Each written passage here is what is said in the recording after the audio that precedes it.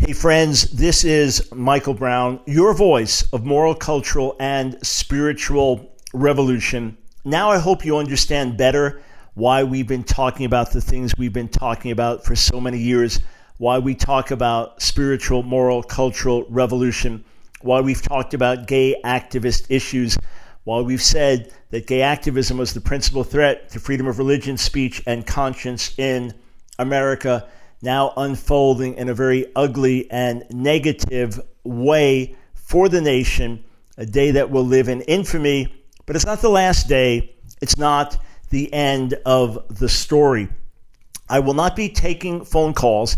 The rest of the broadcast after this opening segment, I'll be answering your email questions. And then Monday's broadcast from Israel, I hope to address this ruling in much greater depth. But number one, this is what we have been expecting.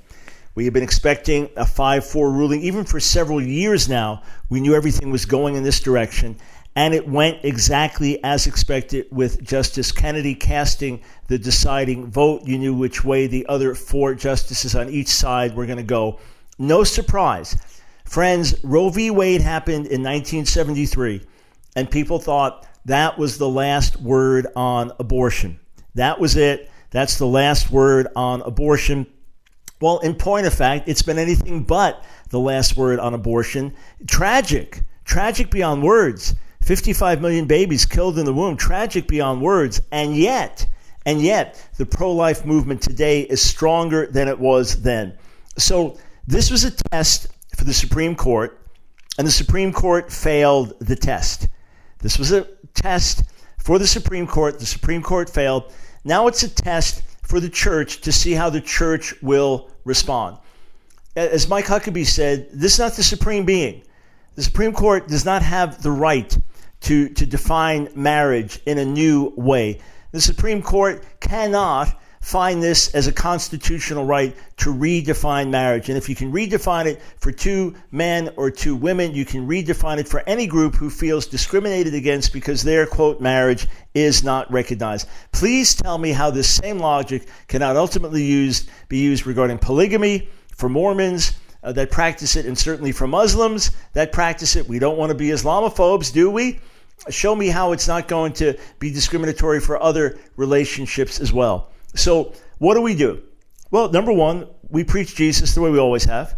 Nothing's changed. It's a wicked world, a fallen world, a messed up world, a broken world, a hurting world. Nothing's changed. We preach Jesus as we always have. We live for Jesus as we always have. We press in prayer.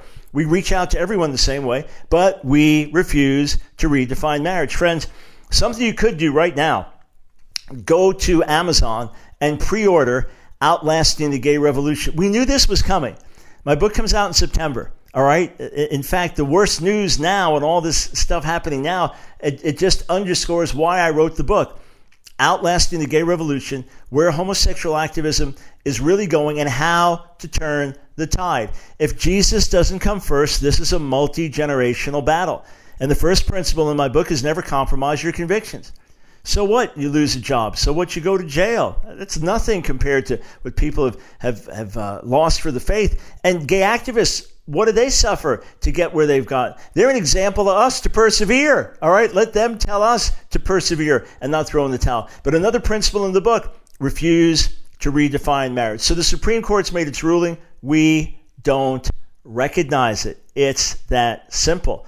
We preach Jesus, we live for Jesus, we honor the Lord, we walk in love towards everyone. We lay down our lives for our gay and lesbian neighbors, but we don't recognize something that should not be recognized and cannot be recognized. Backbones of steel, hearts of compassion.